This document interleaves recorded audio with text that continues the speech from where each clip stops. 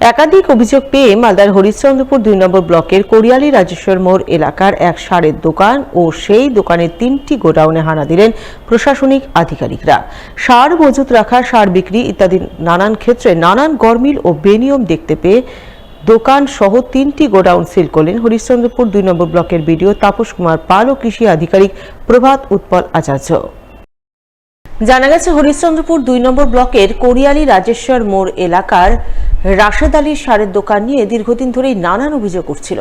সেই অভিযোগের পরিপ্রেক্ষিতে এদিন হরিশ্চন্দ্রপুর ২ নম্বর ব্লকের বিডিও তাপস কুমার পাল ও কৃষি আধিকারিক প্রভাত উৎপল আচার্য পুলিশকে সঙ্গে নিয়ে প্রথমে ওই সারের দোকানে হানা দেয়।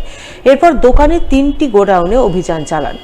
অভিযানে সার ও কীটনাশক মজুত রাখা, সার ও কীটনাশক বিক্রিতে একাধিক গরমিল ও বেনিয়ম চোখে পড়ে।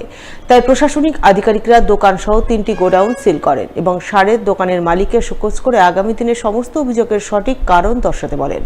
কারণ দর্শাতে না পারা পর্যন্ত দোকান ও গোডাউন সিল থাকবে বলে সাফ জানান দেন উপস্থিত প্রশাসনিক আধিকারিকরা। এখানে আমরা এসেছিলাম হরিশ্চন্দ্রপুর ২ নম্বর ব্লকের কোরিয়ালিতে রাশেদ আলী ওনার দোকানে, ঠিক আছে। তো এখানে একটা অভিযোগ পেয়ে আমরা এসেছিলাম যে এখানে সারের প্রচুর গরমিল হচ্ছে এবং বিভিন্নভাবে অনিয়ম করে সার এবং পেস্টিসাইড বিক্রি করা হচ্ছে।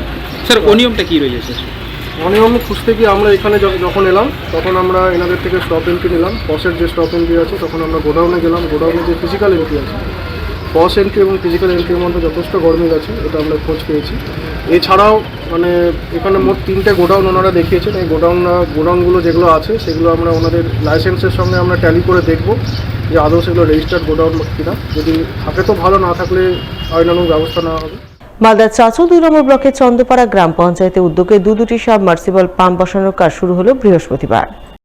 এদিন চন্দ্রপাড়া গ্রাম পঞ্চায়েতের নদাপাড়ায় 2টি সাবমার্সিবল পাম্পের কাজ শুরু হয়, যা ফিতে কেটে নারকেল ফাটিয়ে আনুষ্ঠানিক সূচনা করেন চন্দ্রপাড়া গ্রাম পঞ্চায়েতের প্রধান ছবি সরকার। তিনি জানান, গ্রাম পঞ্চায়েতের পঞ্চদশ অর্থ কমিশন থেকে মোট 2,40,000 টাকা বরাদ্দে সাবমার্সিবল পাম্প বসানোর কাজ চলছে। কাজ শেষ হলে এলাকায় পানীয় জলের সংকট দূর হবে, এলাকাবাসী উপকৃত হবেন। আজকে সাবমার্সাল কাজ করা হলো। এখানে জলের অভিযোগ ছিল।